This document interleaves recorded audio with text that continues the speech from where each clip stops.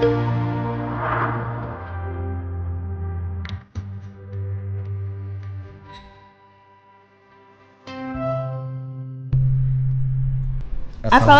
warahmatullahi wabarakatuh. Selamat sore Medan. Kembali lagi bersama saya Moliza Tulfa aka Selena Gomez. Dan aku Tazli. AKA-nya?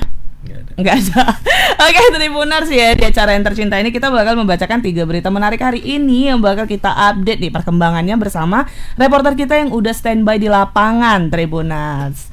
Oke ya, jadi tapi kita mau memasuki ini ya Bang, pemilihan gubernur ya. Gimana euforia di Medan? Udah mulai terasa nggak menurut Abang?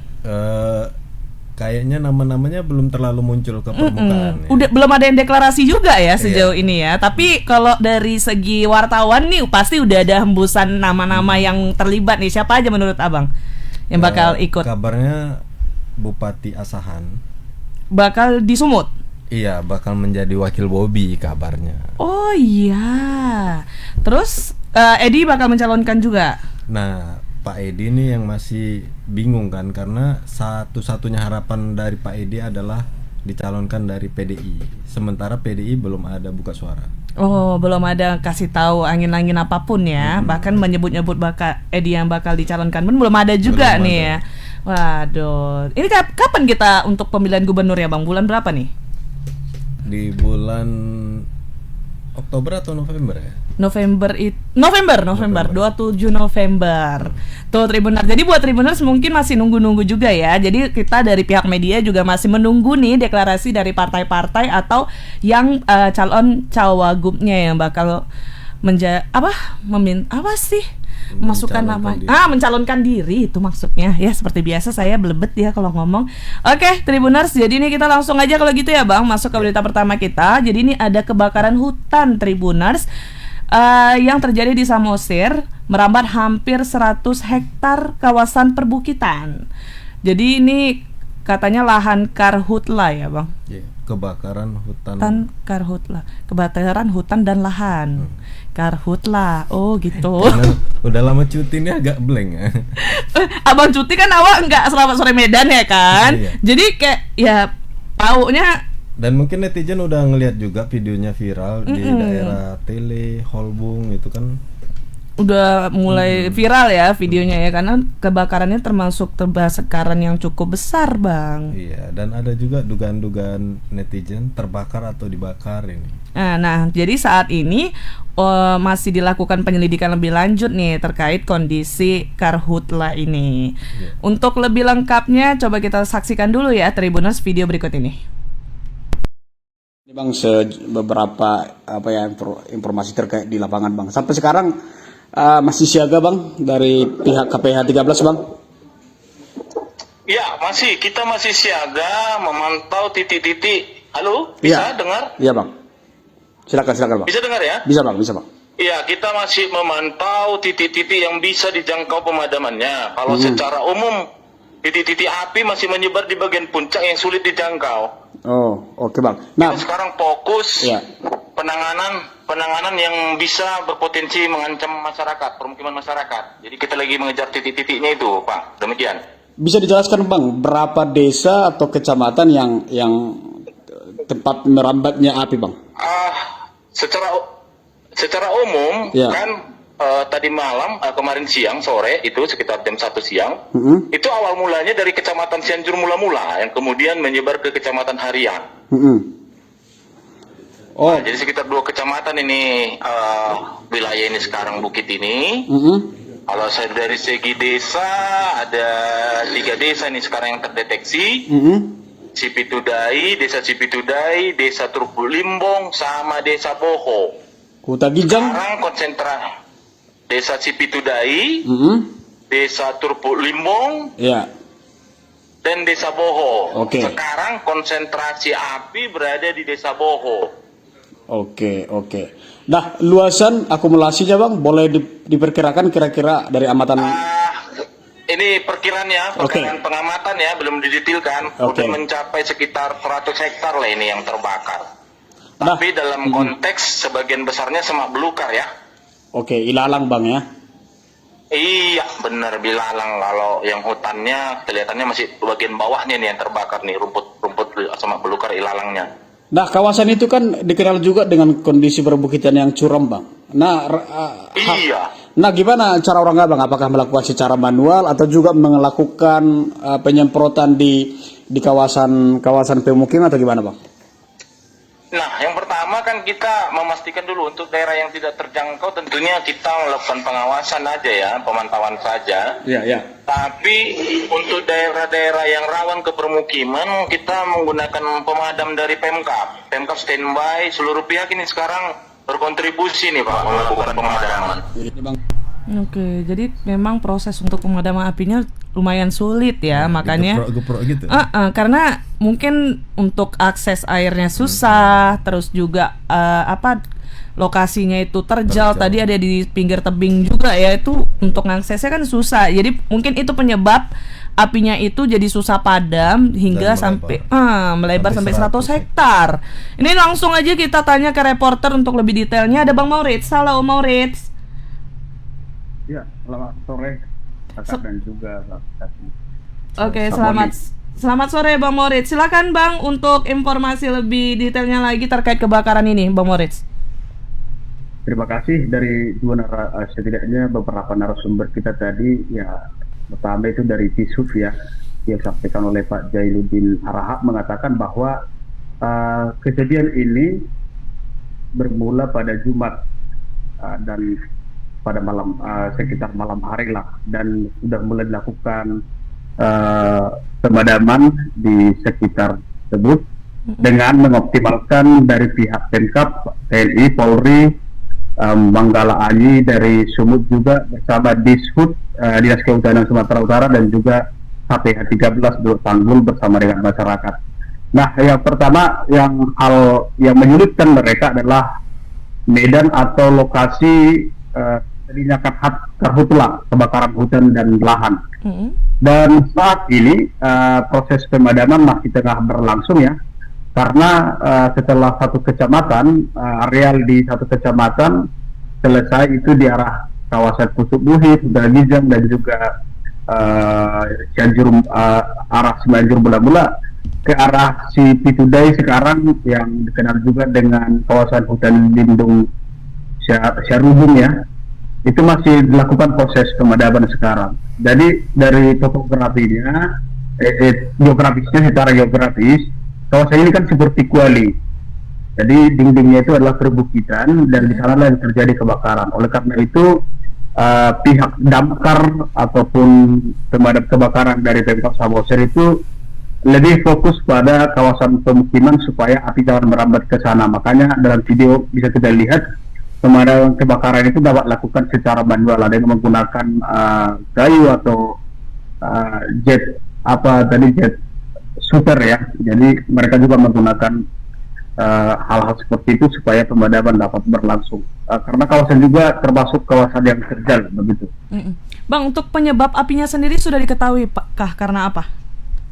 Iya, dari dua narasumber kita tadi menyebutkan bahwa ada dugaan titik awal api itu berasal dari pinggir jalan yang dimungkinkan atau berpeluang besar itu karena ada aktivitas manusia. Artinya bisa juga ya mungkin karena puntung rokok atau memang sengaja dibakar, ini belum bisa dipastikan, tetapi dugaan titik awal api itu berasal dari pinggir jalan. Oke, masih dalam penyelidikan ya berarti ya? Ya, sejauh ini Maurits, apakah ada yang kena ke permukiman warga? Belum ada Bang, sampai saat ini pemukiman warga dan fasilitas umum lainnya masih dalam keadaan terkendali. Setidaknya tadi sudah disebutkan oleh pihak Dinas Kehutanan Provinsi dan juga KPH 13 Beluk Sanggul. Maka mereka untuk pembagian timnya Bung, mereka siapkan itu di posko-posko yang mereka dirikan itu di kawasan pemukiman dan juga fasilitas umum Bang. Itu cara mereka juga untuk mengantisipasi supaya api jangan merambat ke kawasan itu. Okay. Kalau kondisi terkini, apakah semakin buruk atau semakin terkendali? Ini apinya udah padam atau belum gitu ya? Seperti apa tuh Bang Maurits? Yang pasti api masih terus merambat Bang, karena yang pertama angin kencang karena daerah perbukitan tersebut angin kencang, dan juga lahan itu kan mayoritas ditumbuhi oleh ilalang. Sedangkan kalau di Medan masih musim hujan, di sini kawasan Otoba pada umumnya musim kemarau. Jadi kemungkinan besar ilalang yang sudah kering itu seperti yang dibilang tadi oleh Dinas Kehutanan Provinsi mengatakan seperti api loncat begitu. Jadi ilalang yang terbakar itu kan di bawah angin begitu. Jadi menimbulkan titik-titik api yang lainnya lagi. Oke, itu sendiri udah ada nggak sih Bang peninjauan dari mungkin dari atas ya yang dilakukan oleh pihak terkait nih untuk mengetahui agar bisa mengantisipasi apinya semakin menyebar seperti itu, ada nggak Bang Moritz? Nah, setidaknya pihak dari KPH Kehutanan, KPH 13 tadi sudah melakukan pemantauan ya.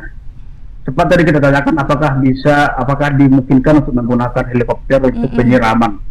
Dari kejelasan beliau untuk saat ini belum dibutuhkan karena memang kondisinya kan apinya tidak di satu titik begitu.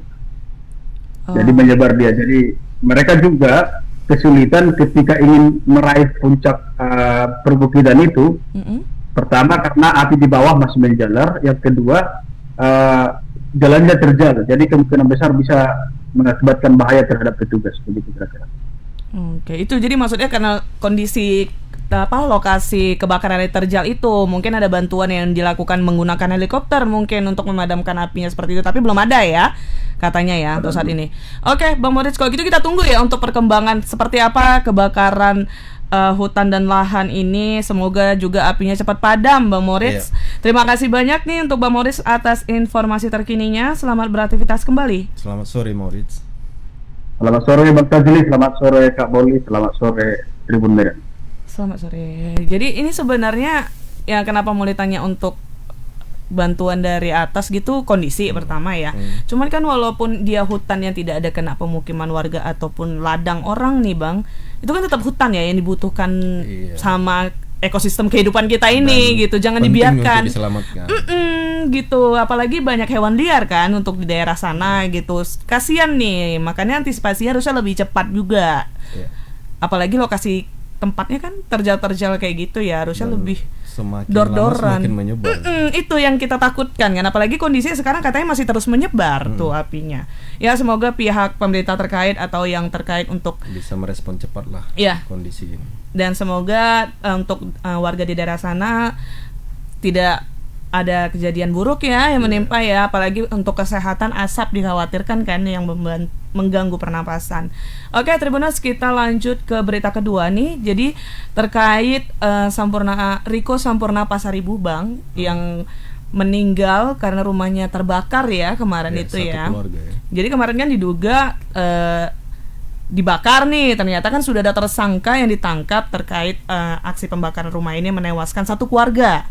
Jadi Kapolda Sumut Komjen Agung Setia Imam Effendi mengungkap nih sosok Bebas Ginting, pemberi perintah untuk membunuh Riko Sampurna Pasaribu dan 3 anggota keluarganya. Jadi dia katanya udah kayak eksekutornya disewa 2 orang, masing-masing dikasih 1 juta rupiah per orang untuk mengeksekusi atau membakar rumah si Riko Sampurna Pasaribu. Tapi sampai sekarang polisi belum membeberkan motifnya itu apa. Kalau yang kemarin kan katanya judi online sama narkotika kan, narkoba. Tapi belum tahu juga nih Bebas Ginting kenapa sampai segitunya sampai membunuh si Riko Sampurna Pasaribu tuh, penyebab detail pastinya itu apa, karena masih dugaan nih sebelumnya. Nah bahkan katanya nih Bebas Ginting ini bukan cuman kali ini aja pernah melakukan hal seperti ini, tapi sebelumnya juga pernah Bang. Kasus pembunuhan juga? Main pembunuh bayaran? Main pembunuh bayaran, dan ternyata di Medan ada gitu orang yang mau menerima duit dari hasil kejahatan yang keji kayak gitu ya. Oke Tribuners, untuk lebih detailnya sebelum kita ngobrol dengan reporter kita saksikan dulu video berikut ini.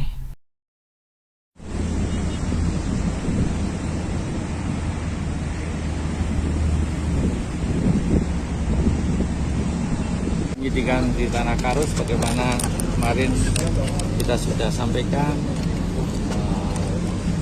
saudara B yang kemudian menjadi orang yang menyuruh lakukan, ini terus kita kuatkan lagi fakta-faktanya. Memang kita tahu bahwa terkait dengan hal background dari saudara B, kita juga sudah mulai menemukan fakta-faktanya bahwa memang yang bersangkutan sudah 2 kali ya menjalani hukuman. Tentu ini menjadi background yang kita akan lebih kuatkan lagi. Ada akan pemeriksaan psikologi para pelaku juga sedang akan kita siapkan baterainya yang tepat, artinya kan nanti akan kita bisa menangkap apa yang ada dalam pikirannya, apa yang dalam kepribadiannya, dan kemudian kita akan bisa mengungkap lebih dalam lagi apa yang menjadi motif daripada yang bersangkutan.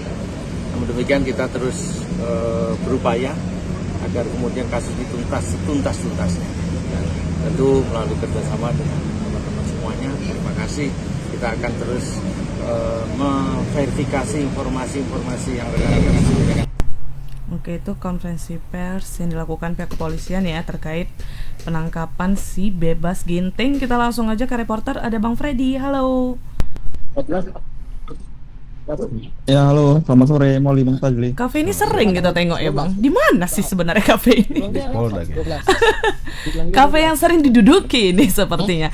Bang Freddy ini terkait peristiwa Riko Sampurna apa namanya? Tanggal 12 kemarin. Siahan. Bukan. Terkait Riko Sampurna Pasaribu nih Bang Freddy. Seperti apa sudah kelanjutan peristiwa ini? Silakan Bang Freddy.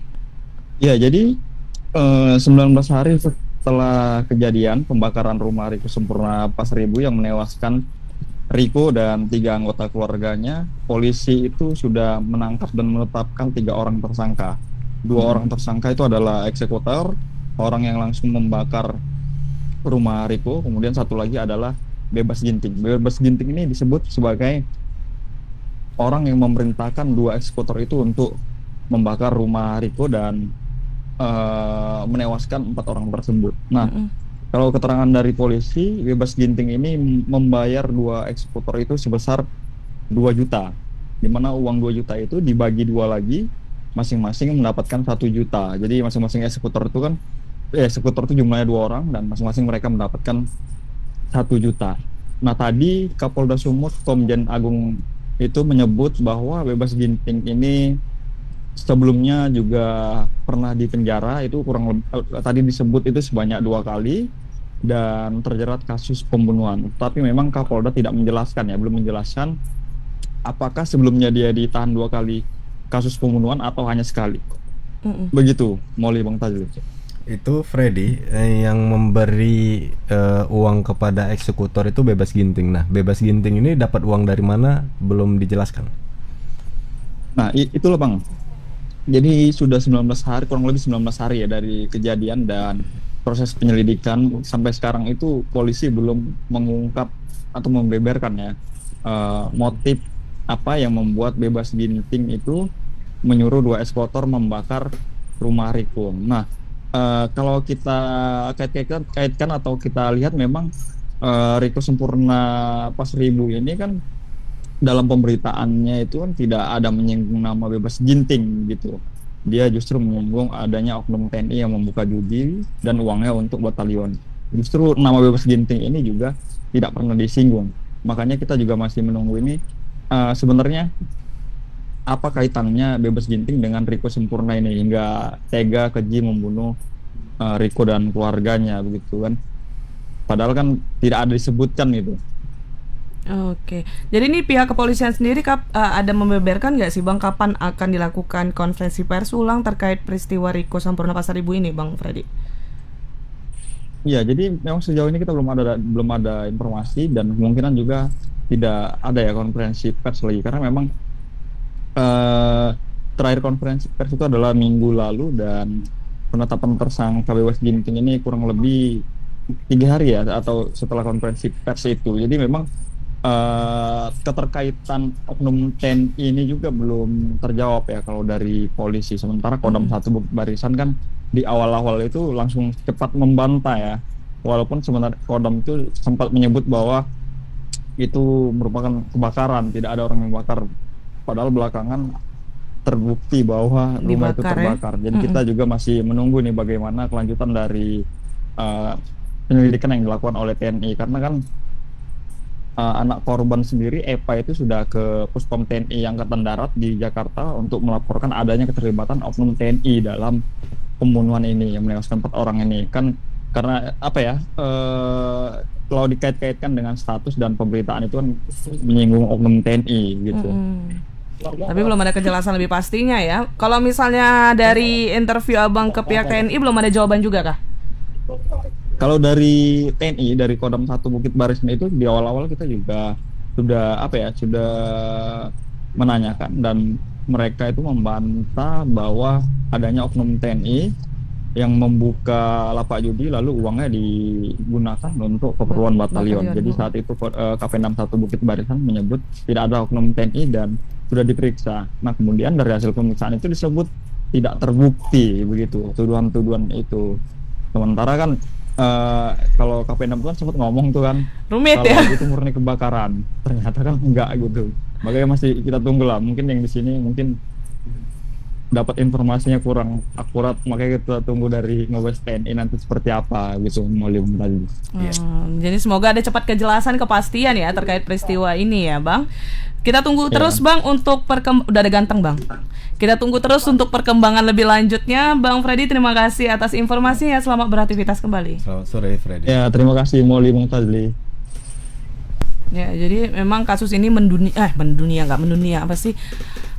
Heboh ya, membuat heboh apalagi di dunia media ya, karena seorang wartawan dibunuh. Dan korbannya tidak hanya seorang wartawan, satu aja, keluarga yang satu kena. keluarga. Terlalu sadis caranya ya, semoga pelakunya benar-benar dapat hukuman yang setimpal lah, dan ada oknum-oknum yang mungkin nantinya terlibat ketahuan itu bisa diselidiki lebih lanjut, lebih pasti dan secara transparan ya, supaya tidak ada yang ditutup-tutupin untuk menyelamatkan seseorang gitu Bang, menyelamatkan oknum tertentu. Indonesia, kita berharap Indonesia menjadi negara hukum yang adil.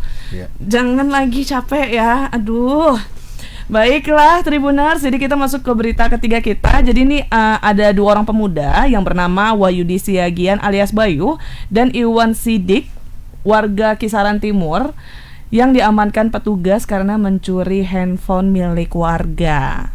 Jadi ini keduanya diamankan hari Senin hari ini tanggal 15 Juli oleh tim unit Jatanras Satreskrim Polres Asahan. Jadi katanya handphonenya dimalingin tuh karena duitnya itu untuk foya-foya sama beli narkoba Bang. Dan main judi slot. Udah lengkap lah udah.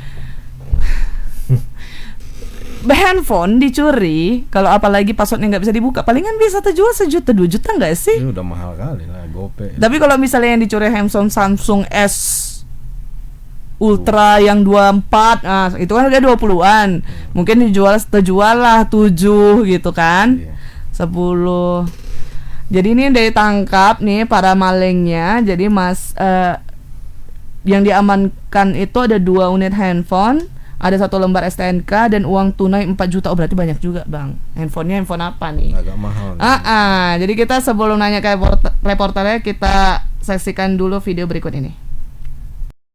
Handphone Realme, 1 handphone Samsung, ya, beserta 1 di rumah mana? Lembut. Bertiga. Bersama siapa melakukannya?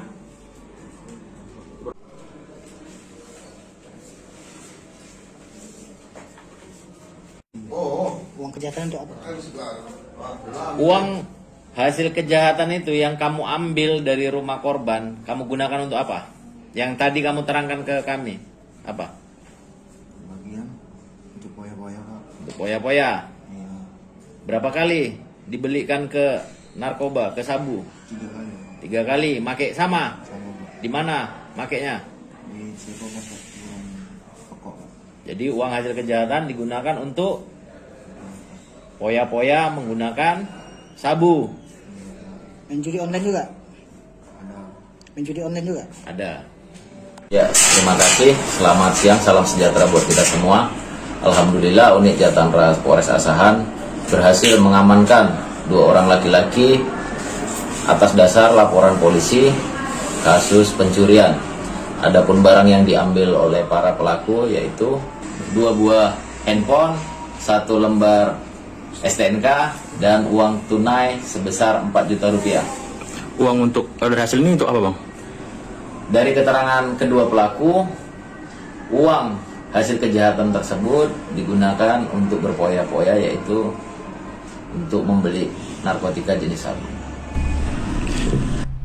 Nah kayak gitu nyesal, padahal dia yang buat. Habis itu diulangi lagi. Oh ya, nggak ada nyesalnya berarti ya. Oke, kita langsung aja ke reporter, ada Bang Alif. Halo Bang Alif. Ya, Hai halo, Duta. selamat sore, Kak. Iya mana sih Selamat Duta? sore, Semua aku panggil Duta. Bang Alif, nih terkait aksi pencuriannya penasaran kali Molly. Sebenarnya handphone apa yang dicuri? Kok kayaknya banyak aja orang di foya-foya beli narkoba, judi online lagi. Apa tuh? Ya, terima kasih Kak Molly. Dua orang tersangka ini merupakan salah satu komplotan ya. Mereka ini berkomplotan mencuri handphone.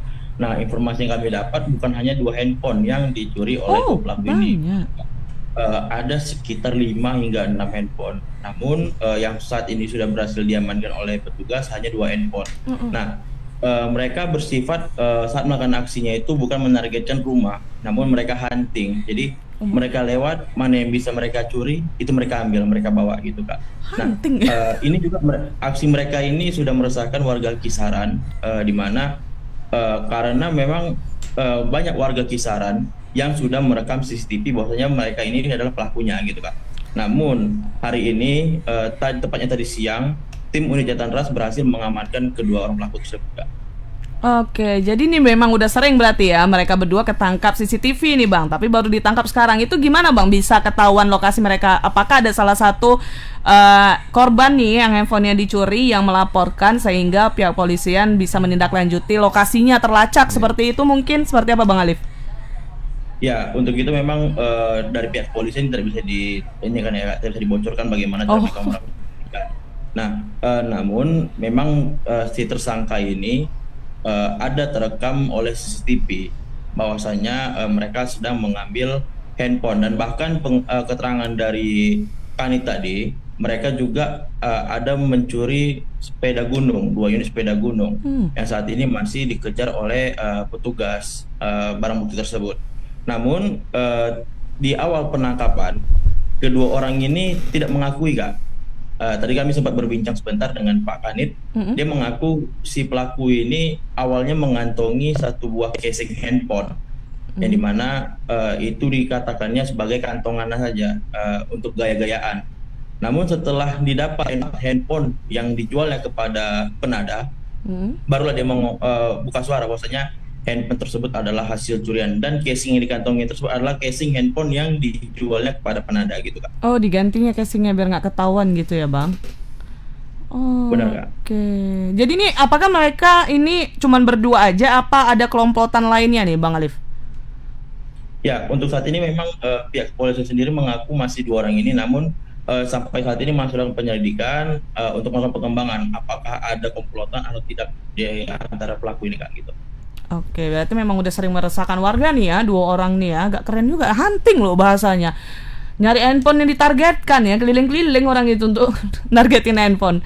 Astaga. Alif, di lain berita ada informasi hangat terkait dibicarakannya Bupati Asahan sebagai pendamping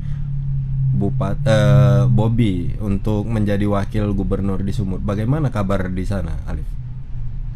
Ya, kabar di sini Bang, tadi kita sudah konfirmasi ke pihak DPD Golkar Asahan sendiri, Bang FP, dia mengaku memang tadi pagi ada BIMTEK memperkenalkan calon kepala daerah, yaitu Gubernur Sumatera Utara dan juga beberapa anggota DPRD terpilih. Nah, di situ menjelaskan bahwasanya Surya yang merupakan kader Golkar diangkat sebagai bakal calon wakil gubernur yang akan mendampingi Bobi Nasution nanti di Pilkada 2024. Nah, untuk di masyarakat sendiri Bang, memang ada pro dan kontra terkait dipilihnya Surya sebagai calon wakil gubernur. Ada yang membela bahwasanya ini membawa nama daerah. Namun ada juga yang mengaku Surya belum siap untuk menjadi calon wakil gubernur karena sampai saat ini aja Kabupaten Asahan belum beres di tangannya gitu Bang. Oh, tapi dari pihak partainya sendiri sudah mengiyakan nih bakal cawagup nih. Ya, bahkan tadi Ketua DPD Provinsi, Bang Ijek juga tadi sudah mengaku bahwasanya Surya ditunjuk sebagai bakal calon wakil gubernur Bobi melalui Partai Golkar. Namun untuk di Gerindra sendiri dan juga partai lain belum diketahui, Kak, karena kan ini koalisi. Iya, benar. Nah, namun yang mengajukan itu adalah Golkar. Tapi kepengennya berarti ikut ya. Iya, dari Golkar mengajukan dia, tapi koalisi belum tentu ya. Oke deh kalau gitu ya. Oke Alif, terima kasih laporannya. Selamat bertugas kembali. Selamat sore Bang Alif. Selamat sore. Oke, Tribuners ya. Jadi euforia untuk cawagup calon gubernur itu memang lagi hangat-hangatnya akhir-akhir ini, apalagi belum ada deklarasi hingga saat ini ya. Siapa-siapa aja yang bakal mencalonkan nih. Dan kita juga menunggu kejutan dari PDIP. Benar sih, karena mereka kayak yang diam-diam aja nggak sih, ngasih kisi-kisi juga enggak. Kita sama nggak bisa nebak gitu Bang. PDIP selalu punya kejutan. Namanya banteng ya, suka deh nyeruduk-nyeruduk. Oke deh Tribuners, itu dia 3 berita kita hari ini ya. Buat kalian jangan lupa untuk terus saksikan Selamat Sore Medan setiap hari Senin sampai Jumat pukul 17 waktu Indonesia Barat. Kalau misalnya ketinggalan nih berita-berita up to date kita, langsung aja cek di website kita di www.medan.tribunnews.com atau di media sosial di bawah ini. Kalau gitu aku Molly, aku Tazli, dan kru yang bertugas pamit undur diri. Mohon maaf apabila ada salah-salah kata dan ucapan. Assalamualaikum warahmatullahi wabarakatuh. Selamat Sore Medan.